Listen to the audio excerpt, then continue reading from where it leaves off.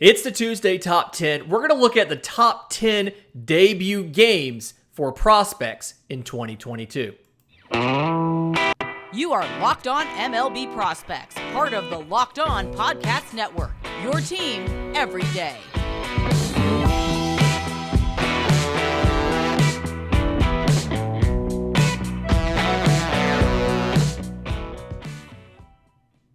Yes, welcome on in to Locked On MLB Prospects, your home for all things minor league baseball. I'm your host, Lindsey Crosby, baseball writer and podcaster. Thank you for making this your first listen every single day. And, this has been you can almost call it the year of the prospect. We've seen so many guys who made the team out of spring training. A Julio Rodriguez, a Bobby Witt Jr. We saw a prospect in the home run derby. One of the first times I can ever remember that happening. And just in September alone, we've seen almost 40 prospects debut. But I want to go back and look at the year as a whole and figure out some of the best individual debuts of prospects. We're going to start off with the hitters. At number 5 is going to be the guy on this list that's just your pure raw power guy. We've talked about every system has to have this guy. This debut is outfielder Jerar Encarnacion of the Marlins. Like I said, big guy, 6'5", 239. He was a 2015 IFA out of the Dominican. And he made his debut on June 17th in New York against the Mets. And the book on Jerar Encarnacion going into this game was massive size, light tower power, is fantastic against lefties, has a really good arm, and is somebody who's going to play, he's going to, right field, could play a little first base for you, is probably a fourth outfielder, but somebody who is absolutely a talent who is going to be able to contribute to your big league team. And that's what he did on June 17th. Went 1 for 4, 2 runs, and 4 RBIs. And the 4 RBIs came from a grand slam. Also stole a base and threw a guy out at second from right field. And so that's the floor that we're looking at. When we look at all of these debuts and we look at all of these performances, we're trying to figure out, if you're a position player, can you beat Jerar Encarnacion's June 17th? Just a fantastic debut, and for the first game that he played, absolutely great result with the grand slam and everything there. Number 4 on this list was not the Mets third baseman I expected, if you'd asked me early in the year, but was third baseman Brett Baty. 2019 draftee in the first round out of high school, 6'3", 210, and was seen as a really good third baseman, but I think we all put him aside because we were looking at Mark Vientos, right? And we thought Mark Vientos was going to be the guy. We were very excited to see him. Baty got called up first, August 7th against Atlanta. He had been waiting for this call-up, you could tell, for a while. The very first pitch of his very first at-bat, he hits a home run. Goes on, gets 2 RBIs in the game, only goes 1 for 4, but very impactful as far as that very first pitch, putting it into the seats. I believe, if I remember right, giving the Mets the lead in the game against their division rivals, who they're trying to hold off right now to win the National League East. Fantastic debut. Baty would actually go on, injured his wrist, and is out for the rest of the year. So at least he got that first professional home run in before the injury.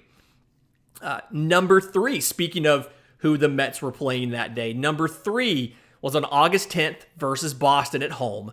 And it was Vaughn Grissom of the Braves. Really interesting scenario for Vaughn Grissom to be thrown into. Had barely spent time in Double-A. And remember, Double-A, Mississippi is a not very good offensive ballpark. It's very cavernous. Park factors really rate it heavily towards the pitching side versus the hitting side. So the offensive numbers were fine. Nothing to kind of shout about. They were fine. And it was something where the question we had was, is Vaughn Grissom going to outgrow shortstop? Is he going to have to move to third base or somewhere else? Well, Ozzie Albies, all-star second baseman for the Braves, breaks his foot. I think he fouled the ball off of it. and is out, and the Braves cycled through so many other options at second base. They tried Orlando Arcia. They tried Ehire Adrianza. They tried Phil Gosselin. They went out and got Robinson Cano for cash considerations. I think it may have actually been $1.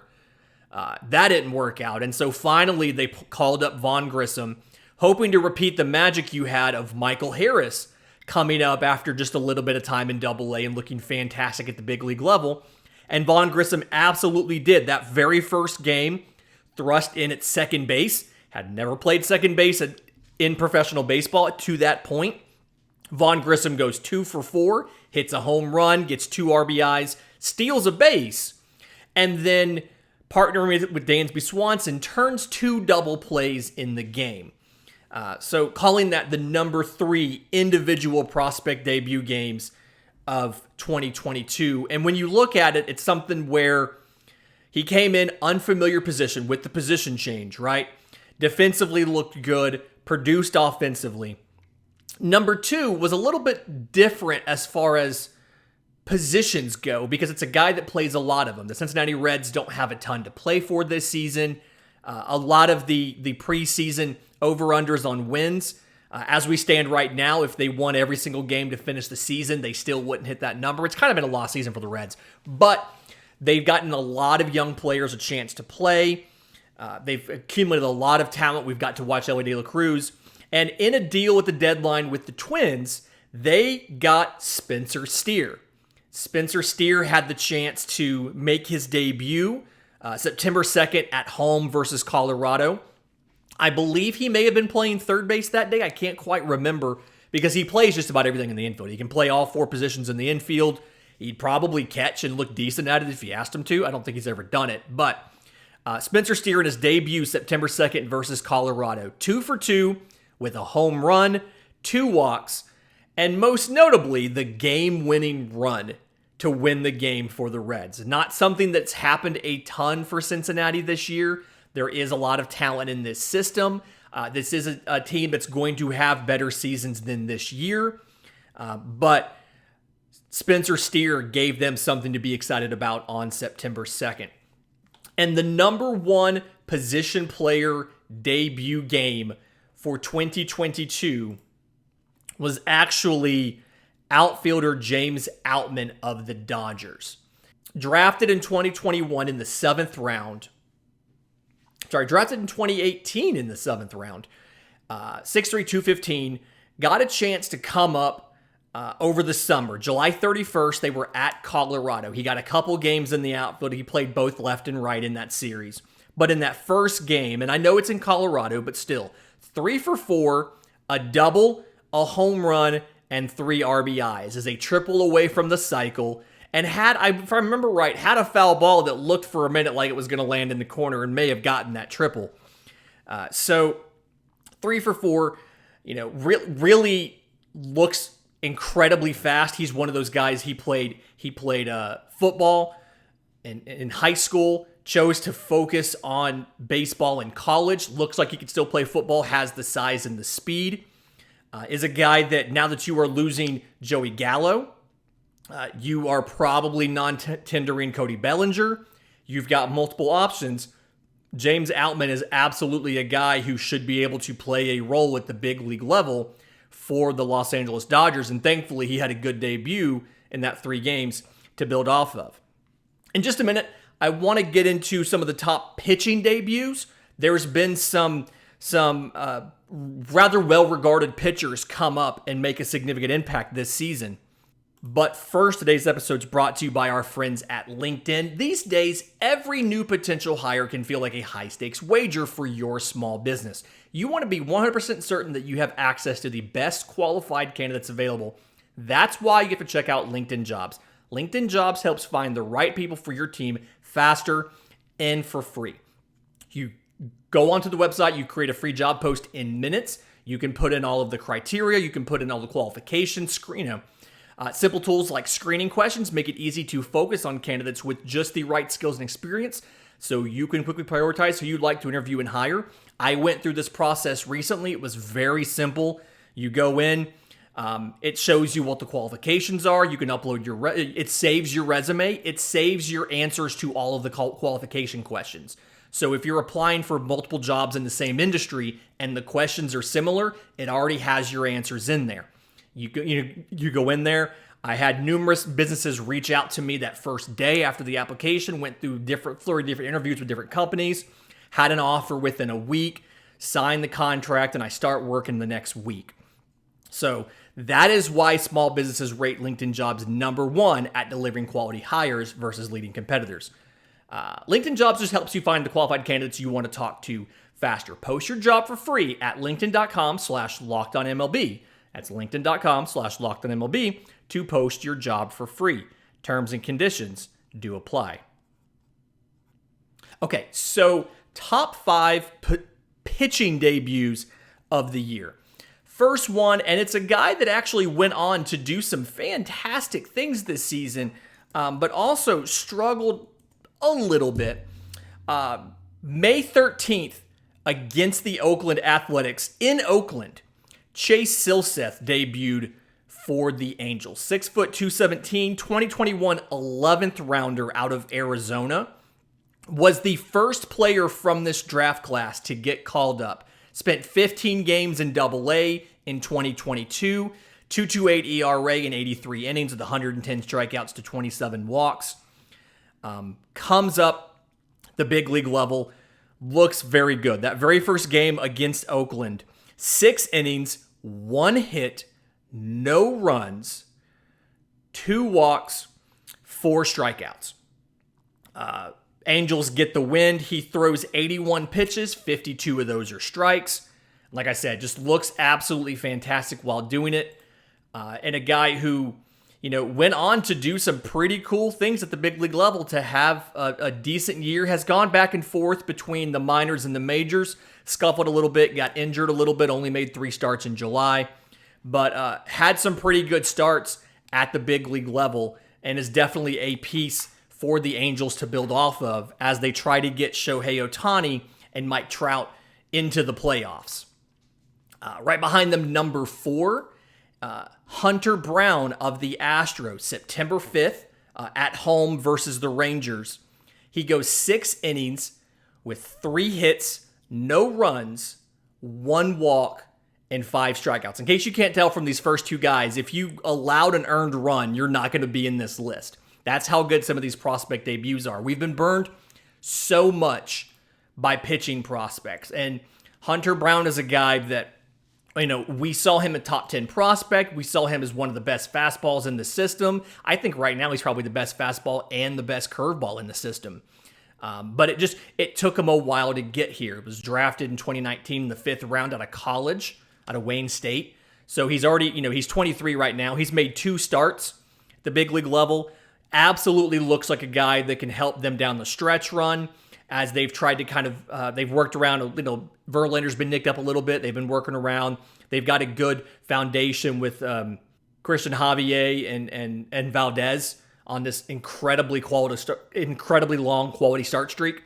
So he's not being forced to carry the rotation right away, but he's able to contribute meaningful innings to a competitive American League leading Houston Astros. Great situation, and obviously a guy that was born in Michigan and grew up idolizing Justin Verlander, now on the same staff as him. It's a great story as well. Number 3, a guy that we've seen all season now, and in a normal year would probably be one of your top candidates for Rookie of the Year, just kind of based on what he's done, is George Kirby of the Mariners. Was the number 1 pitching prospect for the Mariners coming into the season. I had him right ahead of Matt Brash, but I liked Matt Brash a lot. But obviously we knew Matt Brash's control was a little bit questionable. But George Kirby comes up May 8th versus the Tampa Bay Rays. He's at home, but versus the Rays, a good hitting team, a playoff team. 6 innings pitched, 4 hits, no runs, no walks, 7 strikeouts. So fantastic outing. Looks very, very much like he is the reliable stud pitcher that we thought he was. Looks like a guy that can pair with those pitchers you have in Seattle, your Luis Castillos. and can be a very formidable, definitely going to have a spot in your playoff rotation. And it is somebody that 2019 first rounder, you knew he was going to be good, but I mean, right now in the majors, 2.98 ERA after 22 starts. I don't think everybody realized he was going to be that good. 117 innings. He is kind of hitting. He's already passed the innings max that he may have thrown in a minor league season. Yeah, 117 in the major leagues. He threw another 26 in the minor, so he's really at 140 innings this year. But you look, he's got combined, he's got 155 strikeouts in those 140 innings to only 21 walks. So very good as far as, walks just over one guy per 9 innings. Has looked fantastic. Like I said, normal year would be a top finisher, if not the rookie of the year, but his teammate Julio Rodriguez taken a little bit of a stunner, obviously. Number 2 and number 1 play for the same team. Guys that we talked about just recently. Number 2, Dre Jameson of the Diamondbacks came up on Monday's show. Made his debut September 15th versus the Padres at home. 7 innings pitched, 2 hits, no runs, 1 walk, 5 strikeouts. Looked fantastic. I talked about this on Monday's show. Surprising how little he used the slider in that outing. It is his best pitch. One of those things where if he was able to only give up 2 hits, both to Brandon Drury, get 5 strikeouts without, only throwing the slider 15 times, you're absolutely happy with the results, and that shows you that he has more room to adjust as big league hitters learn how to attack him. About a week and a half before that, the number 1 pitching debut of the year, Ryne Nelson of the Diamondbacks. I put him over Dre Jameson because he did it on the road. He went to San Diego. The San Diego, who's fresh off of Juan Soto, who's not in that big slump yet, goes into San Diego, 7 innings pitched, 4 hits, no runs, no walks, 7 strikeouts. 2 more hits than Dre Jameson, but no walks and more strikeouts. Looked fantastic, and right there, 2 fantastic young pitchers that you're going to have for next year. In just a minute, these are guys that didn't make the top 5 hitting or pitching debut lists, but very significant debuts this year. And we're going to talk about them next, right here on Locked on MLB Prospects. And we're back. The guys who didn't make the top 5 prospect for hitters or for pitchers, but just they're all hitters, had really interesting or meaningful debuts, have to talk about our guy Gunnar Henderson. Favorite prospect of the pod for a while there. We need to pick a new one because now he's up. If you have suggestions for who this pod's next favorite prospect should be, if you're on YouTube, leave them in the comments below. If you're listening on audio, you can tweet them to us. I'm on Twitter at Crosby Baseball. The show's on Twitter at Locked On Farm. We want to know who our new favorite prospect of the pod should be. But Gunnar Henderson debuts August 31st against the Cleveland Guardians. In Cleveland, on the road. Goes 2 for 4, hits a home run off of Tristan McKenzie. So somebody who has provided an extra weapon, both offensively and defensively, inside that Baltimore infield. And really has solidified this roster and the lineup as they've been pushing for a wild card spot at the very end of the season, despite selling at the trade deadline when they sent out Trey Mancini and their closer for marginal pieces, marginal upgrades. But the real catalyst to the Orioles season changing for the better is the May 21st debut of Adley Rutchman. Also debuts against the Rays. I think he's the second guy on this list to debut versus the Rays. Goes 1 for 3, hits a triple as his first big league hit. Same thing Manny Machado did, I believe, and draws a walk. And the sheer statistics of that don't quite encompass what Adley Rutchman has done to this team. Adley Rutchman's a doubles and walks machine. He's very much stabilized this pitching staff. From everything that we hear, the veterans love throwing to him. Very good at game calling, very good at receiving, very good at blocking, suppressing the running game. Has provided Baltimore a spark early after a slow start to the year, and has led the push for them to contend for a wild card spot a year early in the rebuild. Number two, the number two noteworthy or memorable debut, Christopher Morel of the Cubs. May 17th versus the Pirates at home in Wrigley Field. Can play just about everything. Can play center field, can play third base, can play second, can play short. Plays all over the diamond. People in fantasy know that because you picked him up probably because you can plug him in 3 or 4 different spots. A little bit of a streaky player. You spend some time on the bench, then you pick him up when he gets hot again. But comes up in the 8th inning of the Cubs, who are leading. That's why it's number 2. They're leading the game against the Pirates, but comes up in the 8th inning to pinch hit, home run. So very memorable. His parents are there. You get the great shots. You get all of the fantastic story. And then he goes, hits a home run for his only plate appearance of the game. Batting 1,000, 1 for 1. And I believe he actually gets that ball back from the fan. The fan gets the ball to him, and he gives them, I'm not quite sure what he gave them, but they always give him, signed jersey, and they sign batting gloves and all kind of stuff they can get to the guy because they want the ball. Number 1 most memorable debut. And if you haven't seen the video of this yet, go find Rockies sideline reporter, Rockies reporter Kelsey Wingert on Twitter. She had a great little feature for this for the TV broadcast. But Wynton Bernard of the Rockies, August 17th versus Arizona, he makes his debut. Goes 1 for 3, steals a base. But what's memorable about this is Wynton Bernard is 31 years old. So Wynton Bernard spent 10 years in the minor leagues trying to make it to the big leagues. Hasn't been ranked as a prospect for years. Hasn't been in the list.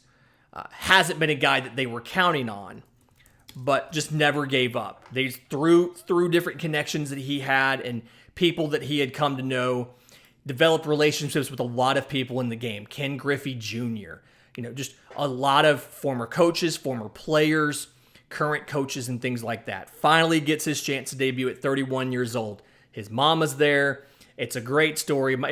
That's the thing my wife loves the most about baseball, minor league baseball, is watching the videos of the prospects getting called up.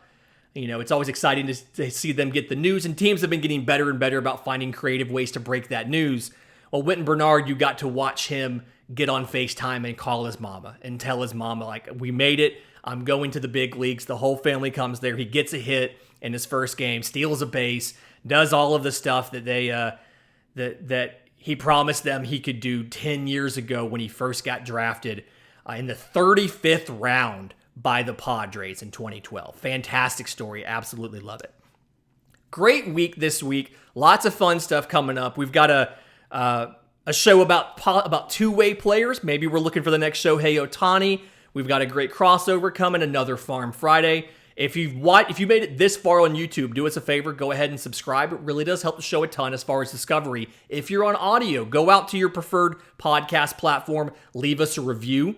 It does help people discover the show and learn about the show. And if you have questions for us, we do mailbag every Monday. It is solely for listeners of the show to send in their questions. I'm on Twitter at Crosby Baseball. Show's on Twitter at Locked On Farm, or you can email us, lockedonmlbprospects@gmail.com. Until tomorrow's show, this has been Locked On MLB Prospects.